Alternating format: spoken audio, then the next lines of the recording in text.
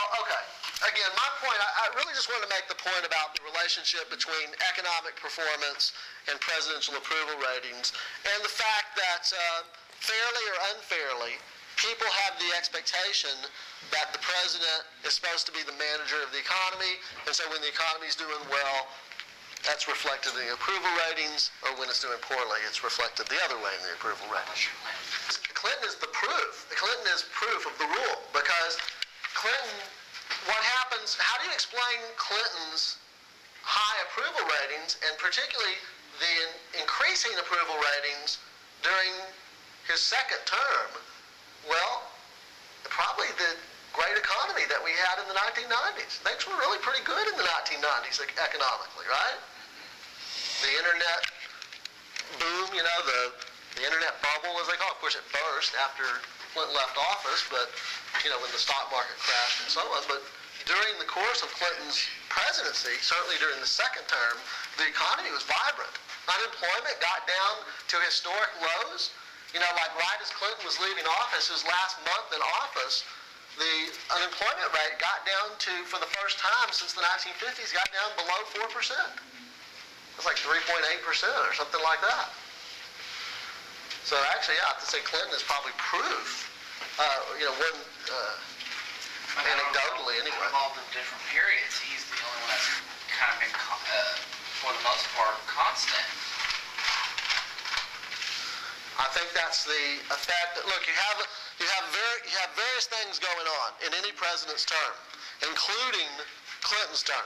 So, what was something that was going on during Clinton's term that you would predict might have had the effect of increasing his approval ratings? Well, probably the economy, right? Now, what's something that was going on during the Clinton term that you would predict would have the effect of pulling down his approval ratings? How about the Monica Lewinsky scandal? Actually, right? On your graphic, it showed that he spiked at the Monica. But it's probably a mistake just looking at a graph to conclude that it was because of the Monica Lewinsky scandal that he spiked. What was probably happening there, that's a better explanation of that, is that the economy was growing so dramatically. And so people were so happy about, look, why would people forgive a president, or at least look the other way, for such personal indiscretions? Well, maybe because they had a lot of money in their bank accounts.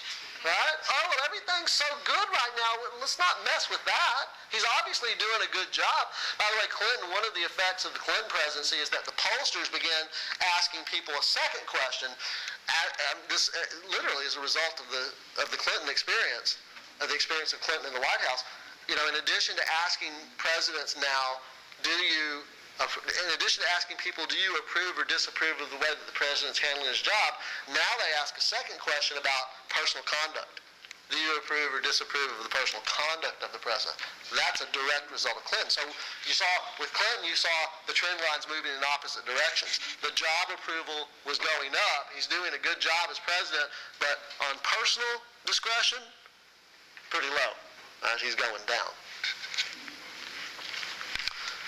Economy had anything to do with the reason why he wasn't impeached? You think that the Senate was like, hey, he's doing pretty good. Well, let's not. I think it was harder for the Republicans in the Senate to make their case that it was anything other than politically motivated with the economy doing so well.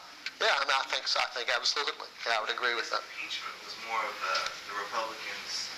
He was already on his way out the door, Like a witch hunt? and it was more of a symbolic kind of. We could do this if we wanted to. But, he was already walking out the door. Depends on who you ask. I mean, the impeachment hearings occurred in 1998, and he still had a full 2 years left on his second term. So, I mean, he's in that sense a lame duck president. He's not going to get a third term, so it's not like you're going to damage him politically so that he can't get reelected, right? But if you can damage his reputation, you might hurt Al Gore's chances of being elected president in 2000. Maybe that was the motivation. I don't know. It depends on who you ask.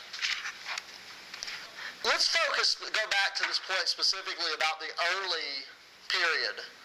And I want to suggest to you a possible explanation for what some commentators have referred to as the honeymoon effect. Interesting metaphor. It suggests that the relationship between the public and the president, particularly the way that the public perceives the president, is comparable to the relationship between a newly married couple. I'm really not sure how useful this metaphor is these days. I mean, in an era where so many people live together before marriage, I'm not sure that it's very meaningful, but certainly the origins of this metaphor was, you know, a newly married couple, they have heightened expectations, right? And maybe even to such a point that they disregard or ignore or maybe don't see in the first place the faults of the other person. But then after they live together for a while, after weeks, several months go by, the honeymoon comes to an end, and they begin to see the flaws and the expectations, the euphoria comes back down to reality maybe. That's the metaphor, right? That's sort of the way that the public perceives the president. At the beginning of the term, they don't see the flaws, either by choice or because they haven't had the opportunity. And over the weeks, I don't know how many weeks we're talking about, but because some presidents apparently have a longer honeymoon period than others. Some presidents, Clinton, for example, had almost no honeymoon period at all. It was like almost immediately after being inaugurated, Clinton's honeymoon just went away. Part of it has to do with the fact that he was elected by only 43% of the public, right? Part of it has to do with his own doing, because one of his first actions as president in early 1993 was to announce that he was going to rescind the ban on service by gays and lesbians in the military. And that was not popular. That was politically, probably got very, I think, from a political standpoint, got pretty bad advice about, like right out of the gate, he was going to do that. Anyway, Clinton notwithstanding, my point is that he had a very short, almost non-existent honeymoon period, and some presidents have had longer honeymoon periods. But whatever, how many ever weeks it is, months, whatever the case is, at some point, those approval ratings are going to, the euphoria is going to wear off, and the approval ratings are going to reflect that.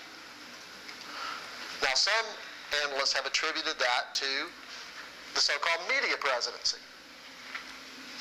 This is the idea that public expectations about the presidency itself are unrealistically exaggerated by virtue of how the media, particularly television, but I think now probably other electronic media like internet and so on, cover the presidency.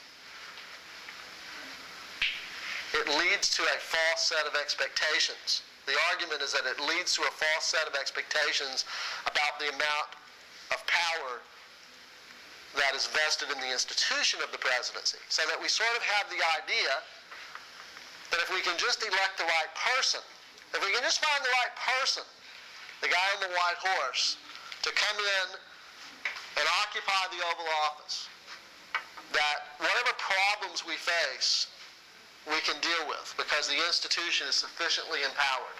Everybody with me? This is just an argument that some analysts make, right? That the American public has a misperception about the power of the presidency itself. And the way that the media covers the president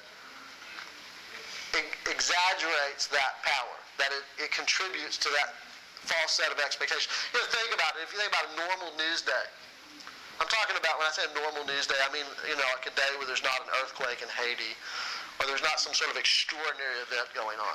You tune into the nightly news at 5:30, the thing they do on NBC or ABC or CNN or whatever. But maybe the first 7 minutes, or maybe even the first 10 minutes of that broadcast might be devoted to the activities of the president that day. So in the first story, you see the president signing some bill into law in the Oval Office, some ceremony.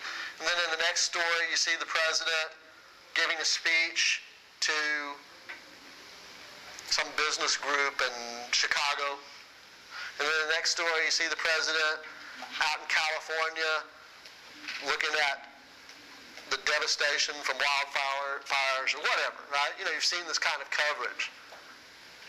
There are some who argue that that leaves the public with a mistaken impression about the power of the presidency. president seems to be larger than life. So if we can just find the right person, the institution is sufficiently empowered. That's one possible explanation.